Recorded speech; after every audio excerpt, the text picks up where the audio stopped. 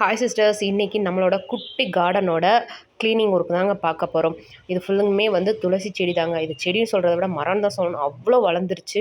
சரி, அதெல்லாம் கட் பண்ணி எடுத்துட்டு ஃபுல்லாக விதையாயிடுச்சு. விதை விழுந்து விழுந்து குட்டி குட்டி செடி வேறு நிறையா வந்துருச்சா. ஸோ அந்த செடி மட்டும் விட்டுட்டு பெருசெல்லாம் கட் பண்ணி எடுத்துடலாம் அப்படின்னு சொல்லிட்டு கட் பண்ணி எடுத்துட்டேன். இது வந்து மருதாணி மரங்க.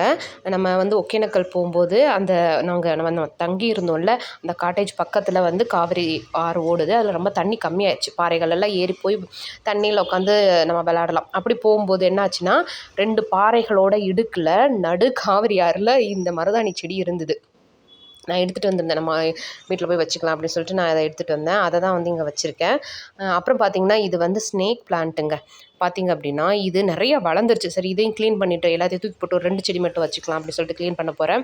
அதில் பார்த்திங்க அப்படின்னா, இது என்ன பூச்சி என்ன வகைனே தெரியல, அவ்வளோ முட்டை போட்டிருக்குங்க. முட்டையிலேருந்து அவ்வளோ குட்டி குட்டி பூச்சிகள்ங்க நிறையா. இந்த கட் பண்ணி எடுத்ததில் பாருங்கள், அதை அப்படியே களைஞ்சிருச்சு. அப்படியே தூக்கி போடணும். அப்படியே விட்டுட்டோன்னு வச்சுக்கோங்களேன், அப்படியே அடுத்தடுத்த செடிக்கும் பரவிடும். செடி ஃபுல்லாக அப்படியே நாஸ்தி ஆகிடும். ஓகே, அடுத்த சூப்பரான வீடியோவில் பார்க்கலாம். பாய்.